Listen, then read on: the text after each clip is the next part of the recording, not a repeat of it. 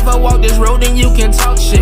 Gambling with my life, but I refuse to go for nonsense. This the life I chose, this all I know, ain't many options. About to tell the truth, I make the rules like I'm Fleece Johnson. Hey, what's up? This is Big Lee with Hustler Spirit. I'm here with the man of the hour. What's up, Fleece? Man, I'm so blessed to have you as an agent, Big Bro. I want all my fans to know that through Big Lee and me, we got a clothing line coming out March the 7th. Clothing line. Yeah.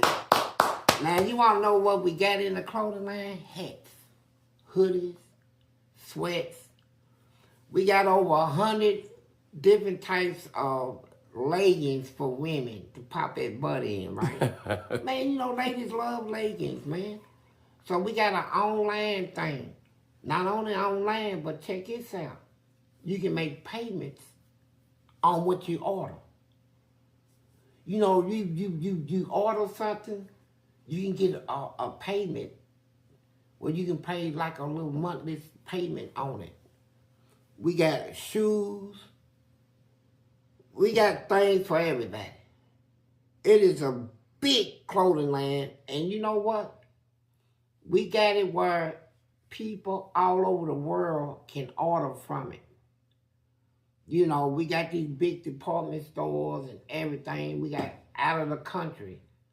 The clothing line will go out of the country to all kinds of countries that they can order from this clothing line. Ain't that beautiful? And let me tell y'all something. Here's the most beautiful thing about it. Because people was questioning me and Big Lee, our broadcast. He ain't doing you right. Big Lee's doing things over. He was at no expense. Spared no expense. He spared no expense. He invested his own money, big money. I'm talking about thousands and thousands and thousands. I invested into this clothing line, and this is the big moment. This is the moment we've been waiting on. It's for everybody. And the clothes and the shoes, tennis shoes with my name on it. You know, and so I'm gonna let him tell you how you order it. The website is hustlerspirit502.com, and that's the website, www.hustlerspirit502.com. It'll be available March the 7th. It's over 400 pieces in our store. It's huge. And man, Fleece got a whole bunch of nice stuff. All the quotes that you heard him say in the past, and with more modern designs. And I heard we even got coffee mugs. You have a coffee mug. It's a gag gift. And what it says on it is gonna be funny, but y'all see it, and yeah, people's gonna buy that and give it to somebody. It's pretty funny. But let's go ahead and get into it. We done told everybody about the clothing line. So March the 7th. March the 7th, make sure you get on there, order you some shirts or some pants or some leggings. And you said over 400. It's over 400 pieces online. It's one of the, it's big. It's huge, it's huge. But let's go ahead and get into it. Right. Man, I wanted to, we've talked about this off camera, but I want you to tell the people, and hopefully we still trying to prevent people from going to prison. What's the most dangerous guys you ran into in prison? Man, I spent most of my life in the streets, growing up in the projects in the hood, seeing dangerous people. Man, when I get to this Eddyville, I come across people that, like for instance, a white dude. His name was Bobby Bruce.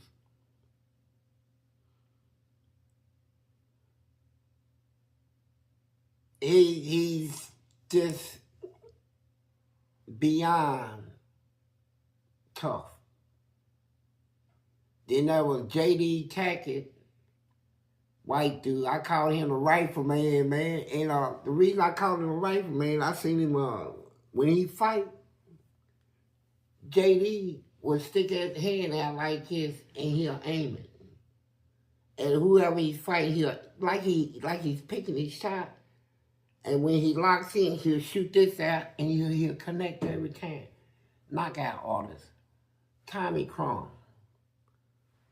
Big white dude, Tommy Crum. He was big like Gunsmoke. Just so strong, man. He hit you, break your ribs and your backbones, and man, I seen these dudes. Then there's another white dude, Rusty. Little Emmanuel Robinson was his name. This vicious. This beyond vicious. This like a wild wolf or something. And I seen then the most treacherous one was this white dude named Billy Housen. Great big old rifleman, Gunsmoke looking dude, big old nose, and he killed 3 inmates in that prison in for murder. And he was just I lived around people that were just killers.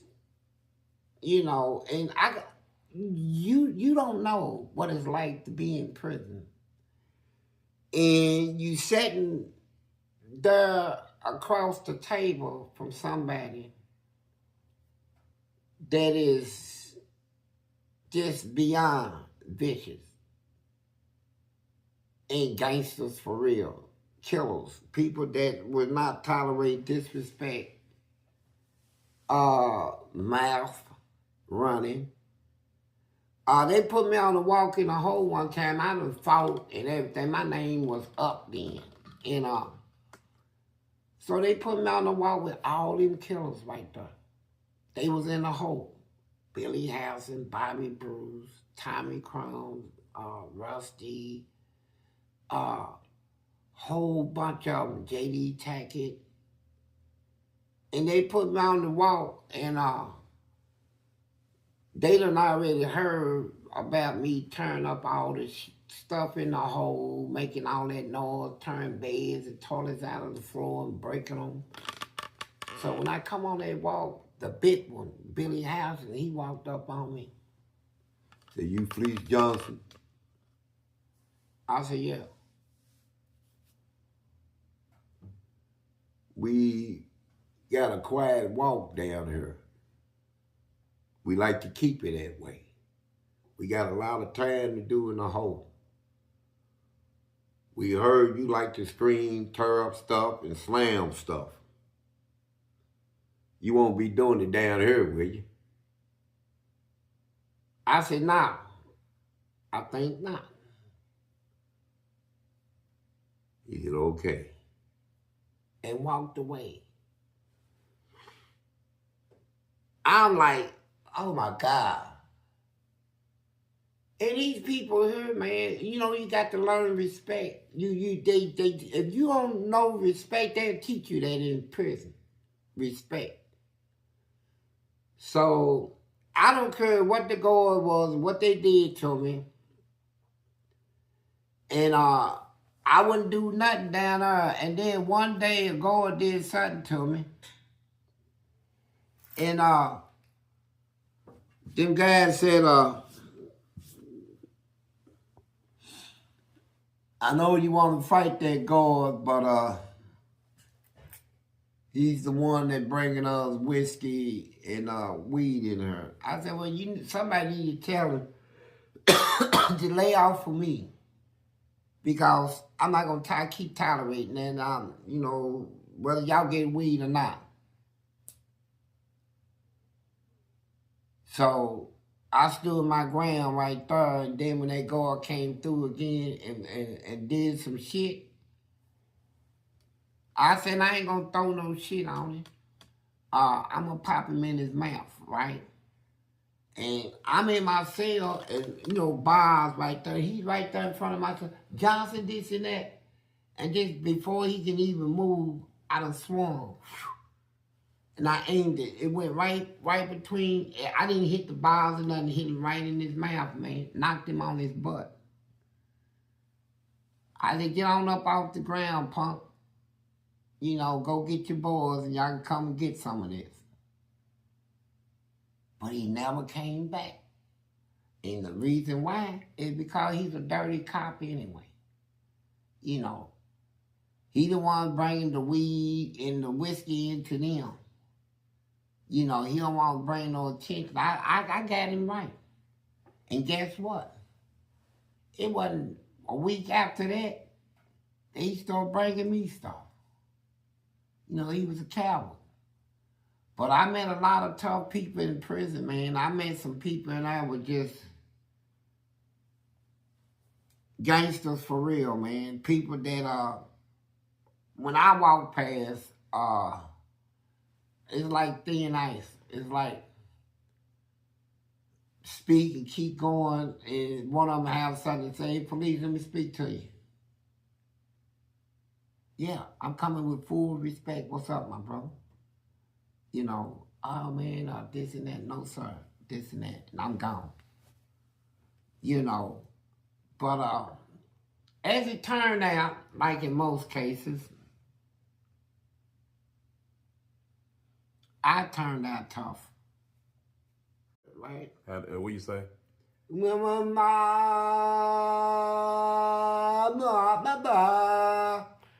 All praise due to Allah. And I used to make fun of it in the whole, cause when they do it, you go, I say, Allah. They say, who doing that? Everybody shut up. Hey, brother, don't you play with my religion. Then he'll go back and say, all praise due to God, Allah. You know, mama. I said, oh. You know, like that, right? And come out for we over here sleeping, man. We ain't got time for this shit, man. 4, 3 in the morning, 3 times a day. So he did that on that walk. On the quiet walk. Yeah. And big dude went to him. Hey, we got a quiet walk down here, and we like to keep it like that. Now, we ain't got nothing against your religion, but you need to start praying in secret.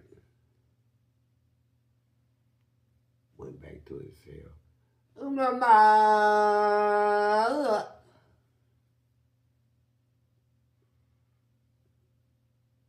Found him hung. That was the Muslim you told us about a year ago. Freddie Dunn. Yeah. And they kept him. He was right next door to me. I heard motherfucker gagging and shit. I took his mirror. See, here's the thing you do. See, it's to show your strength. Like the bed, like this is the wall. Mm-hmm. This is the bars right here. Mm-hmm. The bars is about right here from your bed. Bars. Your bed that close to the walk? Yeah. So somebody can just reach in there and grab you if you sleep. Yeah, choke you out, right? So most people, if they scared, sleep at that end. Yeah, I would have slept at that end too. People pick up on that first shit. I'm on a walk with killers. I'm gonna let you know, motherfucker. I ain't afraid of shit. Yeah, I'm talking about, but if I'm asleep, that don't mean I'm scared. I just want to, if you're going to do something, I'd rather you catch me when I'm awake. Yeah, but I was like that. That's how I slept. So I took my mirror. I grabbed a little, you ain't allowed a mirror. You're not allowed a mirror in the hole, so I took my mirror and just stuck it like that. I kept hearing somebody choking. Mm-hmm. And then I said, ain't nobody in the hole, so when I stand like and looked around that cell, they done already had him hung. So I did like that, said don't make no noise pulling that back. And tilt your mirror where, you know, like the light bulb can shine on the mirror and somebody knows you looking in on it. So I bent it down and pulled it back. And laid back down, and then about an hour later, here come a guard. We got one hanging. You hear all them footsteps running down the hall like they real concerned. What happened? Oh, we don't, he dead and all that. So the next day, when they had exercise, I asked myself, man, you saw these motherfuckers kill him, man. Are you gonna go out there on that walk? I said, yeah, you got to. So you was scared then? Yeah. Man, look. You got people come in prison and talk that shit about they ain't scared of shit. That's a lie.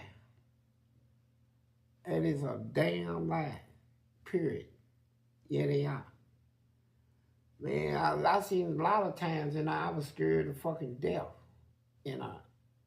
But that fear, what made me vicious. Being scared is what made me toughen up to where I was able to survive, man. I didn't take that fear and let it scare me to being weak. That fear made me exercise, watch my back, get me a weapon, throw the first punch, don't let my enemy sneak up on me. That's what fear does. What are the things y'all found when you was in prison? What was the things that you felt like was just disrespectful that somebody could say or do to you? Well, it's really based on how you talk to it now. See, you got a lot of people in prison, they run in like groups, and they consider themselves gangsters and shit, right?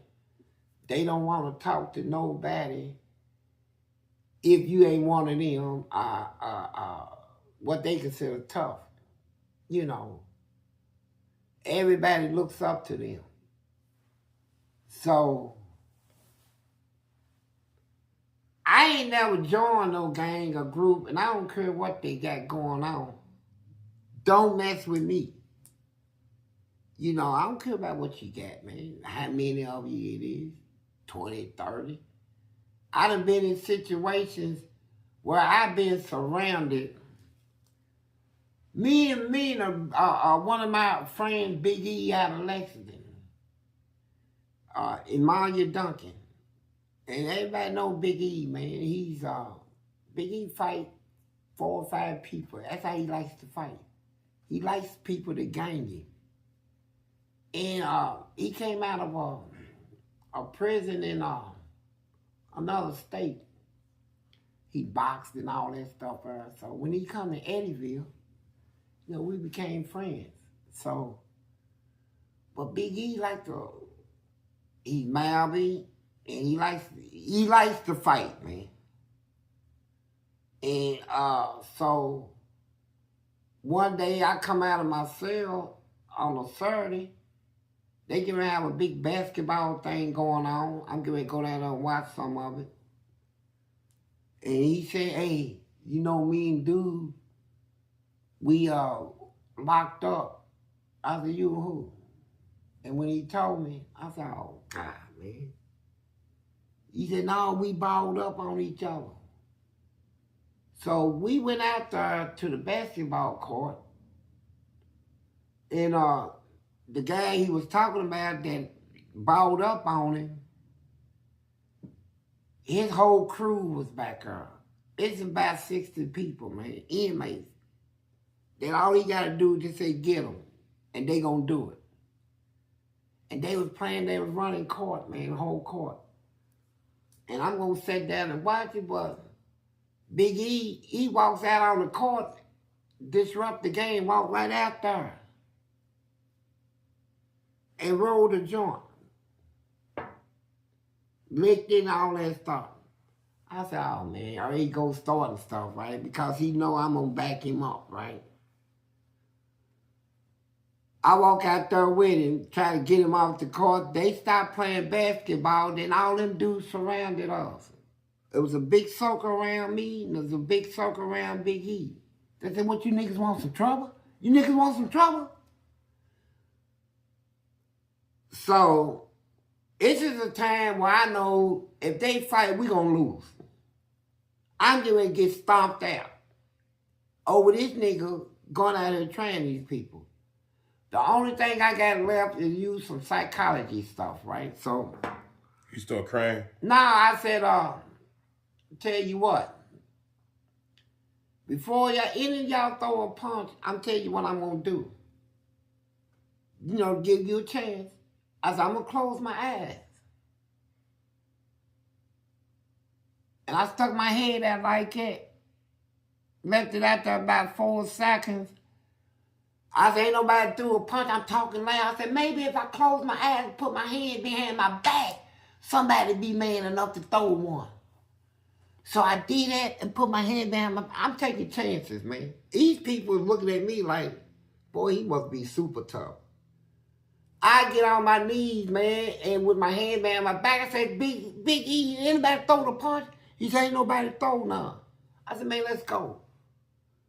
When I walked away, man, my legs started shaking a little, man, because I can't believe they let me walk away unharmed. Where were the guards at? The guards is in the tower. When we go play basketball, they ain't out there watching us. They have a guard in the guard tower. If a fight break out or something, the guard tower, he like come out of the guard tower sometime and look down over the whole prison. And so we walked away. Everybody sitting out there, all the inmates heard it. They say, man, Fleece, bitch, his whole crew. We went in the gym, man. I couldn't believe it, man. And you was shaking like a leaf. Man, what do you say, man? But here they come in the gym. Uh-oh. I said, oh, my God. So the leader tells me, hey, look, Fleece, I can't let it go like that, man. See, they want you, man. I said, I'll take both of them at the same time. Big E said, no, ain't gonna be no guy. I said, man, come on, bro. Cause I already seen one box the other day, you know, down on Spawn. I know he ain't nothing. Now this other one, he got a little fight in him. I done seen him spar before, but I know I can get him. So I said, I'm gonna get him first. The best one, I get that one first. Then the one that ain't really all that, and I want both of them. But that's how you got to play. You got to know, when you in prison, you got to know a lot of stuff, man. Psychology, you got to know how to... It's like making a pocket plate. I did that on the street one time, you know. Dudes was out there waiting on me. 3 of them, big dudes. Tell them come out. I stepped out on the porch with my hand in my back pocket. I said, which one of you niggas want this? What you want it at? Your leg, your arm, what? They said, oh, he got a pistol. I ain't have nothing. Well, it was a cold bluff I threw out there, and I'm good at throwing them out there, right? And a lot of people say, man, a lot of my bluff calls, man, is why I'm still alive. But you know what? I'm still alive because I got heart, man. You understand that part? Heart. Anybody can hurt anybody. Anybody can kill. But who got the heart to do it? Who got the heart to throw the first punch? Who got the heart to take it to somebody? You know, the heart, what you got in here. I see little guys, just real small guys, stand up to big people because they had more heart. More heart. It's what's in there. And so I always had it. So, what would you tell a person that went to prison for the first time? How would you tell them? I've asked you this before, but I keep getting messages about this. Well, if you go in prison from jail, it starts in jail. Do your exercise. Do your push-ups, your sit-ups. Start doing it in jail. In jail. Start getting your body together, right? Your legs, your workout. Stay on that floor doing, and eat what you can in jail. Jail food ain't no good. But when you hit prison, you know, and depending on, if you're in a Kentucky prison, your conduct plays a part on how long you're going to stay in prison. You know, if you want to get out early, it's all based on good conduct while you're in prison. You know, you get credit for that. And they knock time off your sentence with good conduct. So, when you leave jail, after you do your workout, so you hit prison, go check the gym out, see what they working with.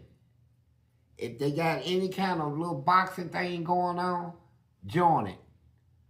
You know, hey, man, I like to join y'all little thing, man. You know, y'all got a little boxing training, boxers.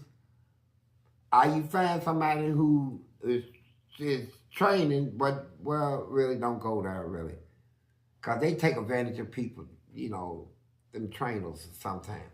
But when you find a good... what do you mean take advantage? Just beat you up there? First show you can't whoop them. And then when they come to you for something sexual, you already know you can't whoop him. You be more inclined to give it to him than to try to fight him because you know you ain't got no win coming in him anyway. So you don't let nobody know what you know. You know, you do your exercise and you spar, you come in the gym when you hit prison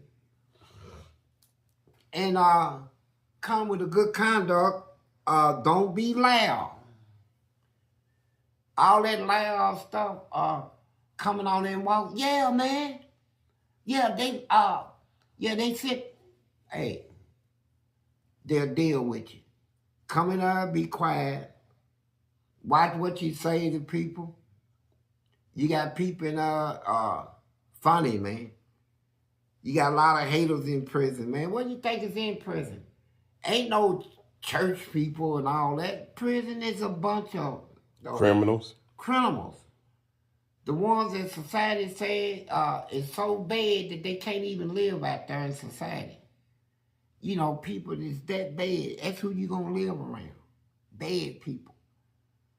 You know, they do bad things. And it's almost like moving into an apartment building where everybody in there killed, robbed, and everything, and you living there with them every day, all day. It's like moving into a cartel neighborhood. You know, and so you gotta keep your nose clean. Your name is most important. Don't be a rat and don't be a baby raper. Anything else, they can respect you. You go to prison, you get your workout in, then you join, find out what type of educational service they got. If you ain't got your GED, get it. If you need a trade, because you know you're going to get out someday, that's most important. That's something that I overlooked. That if I had any regrets about the 40 years I spent in prison, it's not taking advantage of the education that prison provides you. The academic schooling, you can get college in prison, credits. You can get vocational. You come out of prison, man, with a encyclopedia man. You come out with this knowledge, man.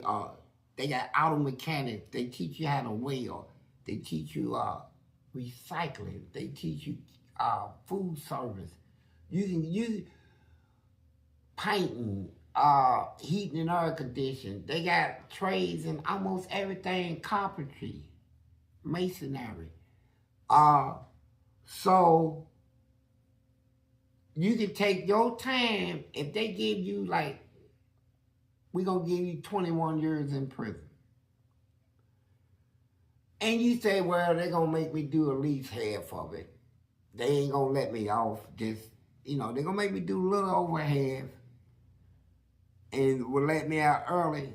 And you take that time and you go in there and get them trades under your belt, learn all you can about cars. Because believe it or not, it's a big business out here. If you know how to work on cars, chances are you'll never be broke out here. You know, somebody always got, somebody wants somebody to work on their car. Welding.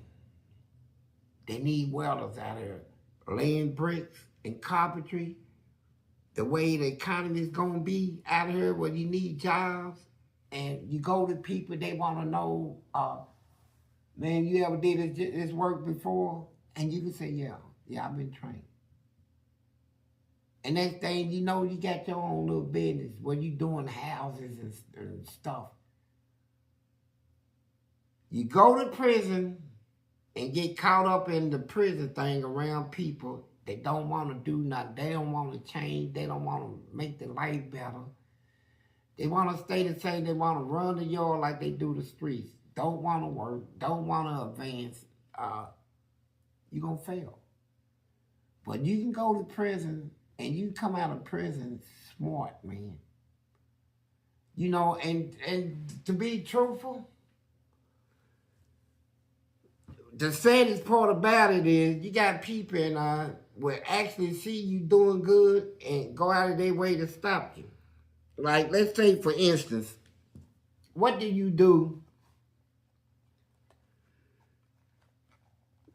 You're in a welding class and you're learning it. Good trade, big money. Come from work, come to the yard, somebody want to step to you with some problems. If you get in a fight, you lose your job. That's automatic. So, people usually working jobs, they'll come in and go straight to their cell, take a shower, go straight in. They don't want to mingle with nobody on the yard. That sounds smart. Yeah. But you got some to take a shower, they want to stand out there and talk to people, and then here comes somebody up on it. Hey, man, I need some money, man. Get about $40 from me. Man, I don't know you. Oh, you get ready to know me. Pop him in his face, take his job.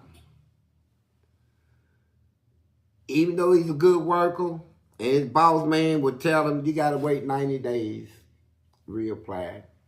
For 90 days, somebody else gonna hit you. So they started, so when you go in prison, man, you just gotta be as wise as you can. That's just it. How important is it to keep your back against the wall so can't nobody sneak up behind you? Very important. That's the point. I had to live like that till I got to the point where I done fought enough and I was really confident that it ain't gonna happen to me. But I remember all the years that I had to constantly, everywhere I sat, I had to sit where there's a wall in back of me. Well, I know it ain't nobody back there. I can see everything coming towards me. I watch my back, even in the shower. I seen people don't want to wash their back, washing up, and a big old arm come around their neck, choke them. You in a butt naked, and you can feel the man's penis on your booty. You know what he's getting ready to do. Here's somebody been lifting weights for 18 years, arms that big. You standing up, not want to watch your back, raise up, his arm come around your neck, lift you up off the floor. You throwing elbows and stuff, and look at the man's body, man. It ain't nothing but muscles. All you doing is really massaging him. Really, that's like massaging him. And he just keep the chokehold out. And then you trying to move your legs up, but he's choking you, so you pressed into him. And you can feel his thing keep going back and forth across the crack of your buns. And he choke you some more. And then he tell you, stop struggling. Stop it.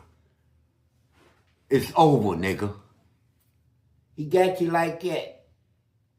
And you like, and you both of y'all naked in the shower. Big weightlifter. Got his arms around your throat. Stop, nigga. It's over. And then you heard him say, okay. And then he'll tell him, put it in. Put me in you. Wait. Put it in you, boy. Then he'll get it in. Then do a loosen it, pumping. And then he'll go from the chokehold to the holding them around his waist, pressing them into him, hunching him hard, right? I mean hard, his whole body hurts, flopping around, everything flopping.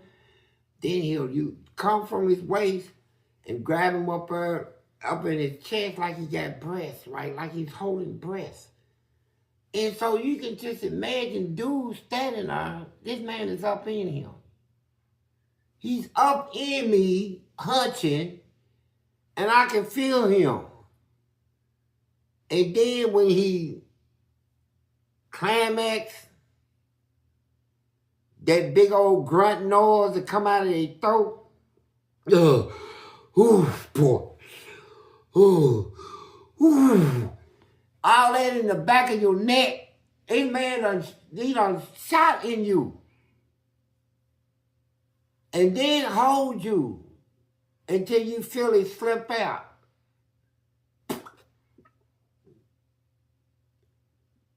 And then kiss you on your jaws. Say, I love you, boy. I'm gonna go down to the store and buy you some groceries. Tell me what you need. All right? That's his woman now. Yeah, and then he's standing there, that stuff still in his booty. Like, what's going on? You know.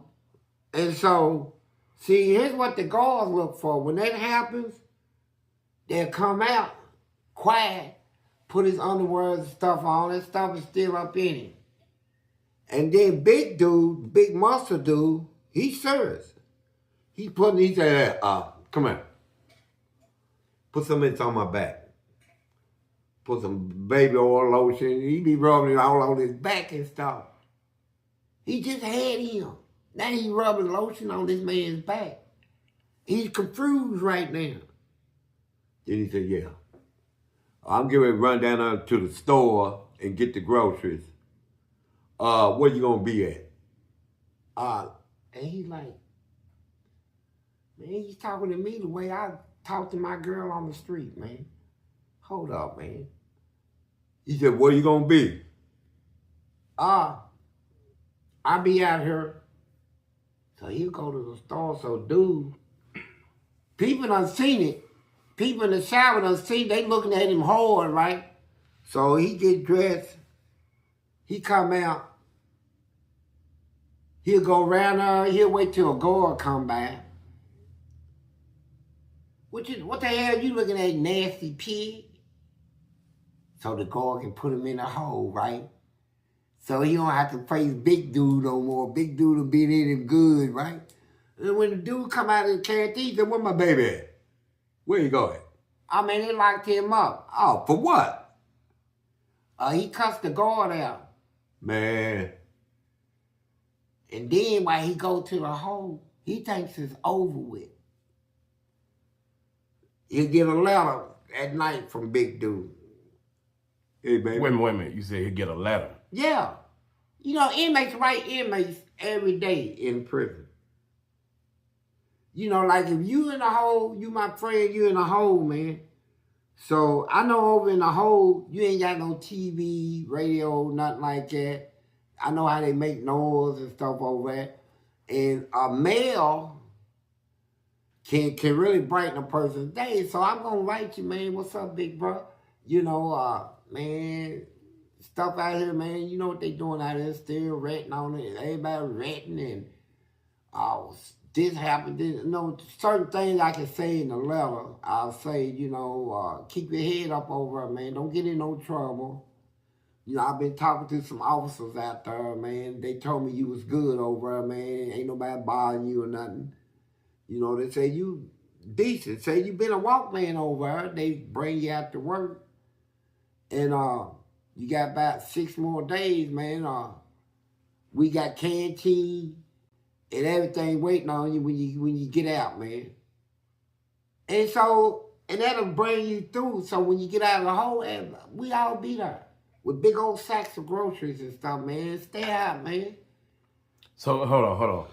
So y'all treat him like we treat our family members when they come home from prison. Yeah. Right there in prison. Y'all do that from people coming from the hole. Man, prison, let me tell you about prison.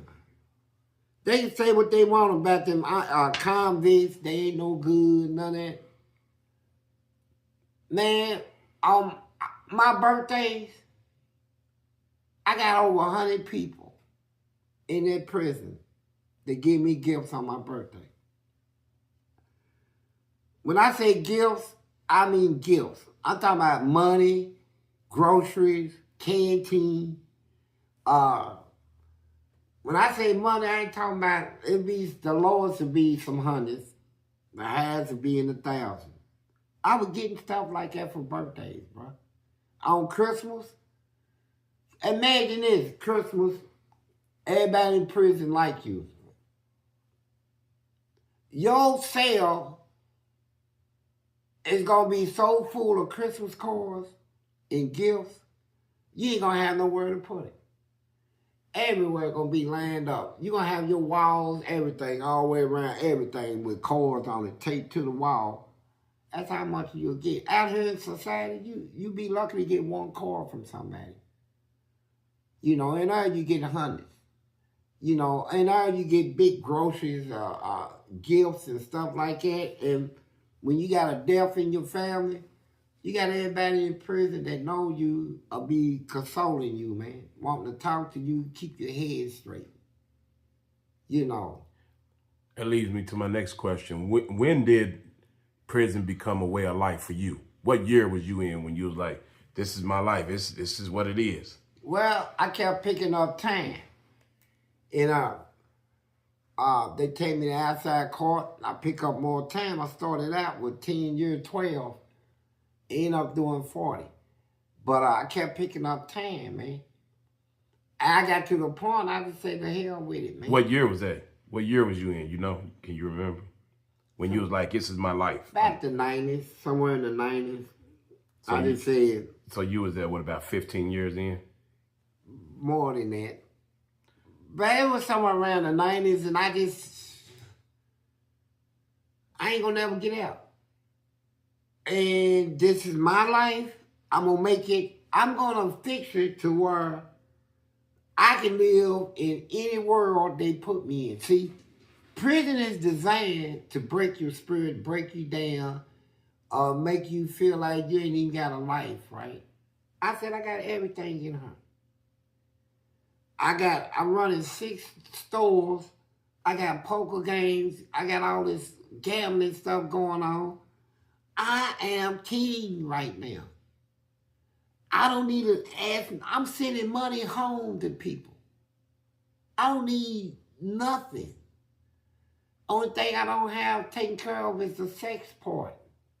Now, when you get that taken care of, who gives a damn about the streets? You know, I got everything in there. I got sex. I got money. I got food. All my bills is paid. I got all cable channels. I got PlayStation. I got 21 sex DVDs, X-rated, to put in my PlayStation to watch it. And I got sex partners I have sex with. And I got money. I don't need nothing. All my birthdays is special in here. I get gifts from over hundreds of people. I got prison goers to come in and bring me food from the street. When I say food, I'm talking about deer meat, barbecue deer meat, white chili, goat, a whole bunch of stuff. Homemade, good country food. They used to bring Fleece, you know, after I fought all them battles. So I had nothing out here to look, man, I care about going to the streets. I'm living in this world now. I got everything that they get out there, I got in her. You know, except, you know, cars and all that. Freedom. You know, so I accepted it as a way of life. And so when they threw me out, of prison, when I say throw me out, they threw me out. I cussed them to my last day. They threw me out. Get out. Get out. You didn't want to go. Huh? You didn't want to get out. Yeah, I wanted to get out, but I didn't care if I didn't. But if they said, yeah, you going home? Yeah, I'm for it.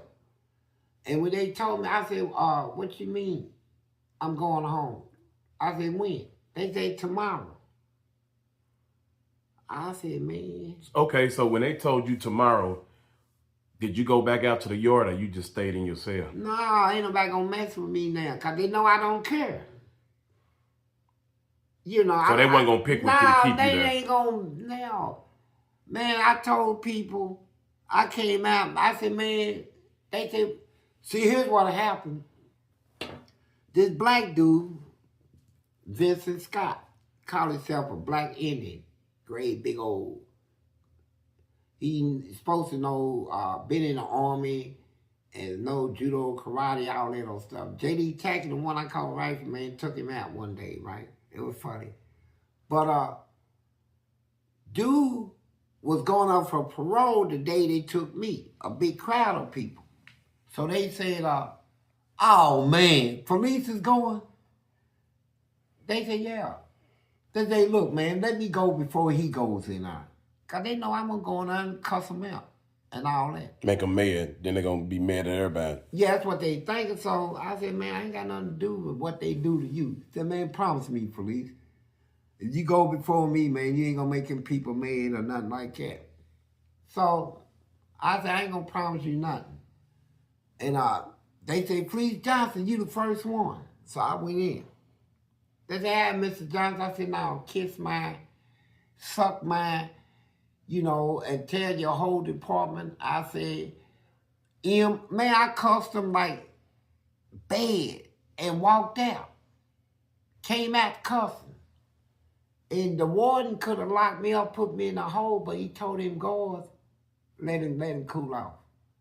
And then I was so mad about them keep calling me up that I told the guard, man, I want to go to my cell, man. So he had a guard to escort me to my cell, you know, and then I'm in my cell, and the lady come down there and say, you the first at what you do.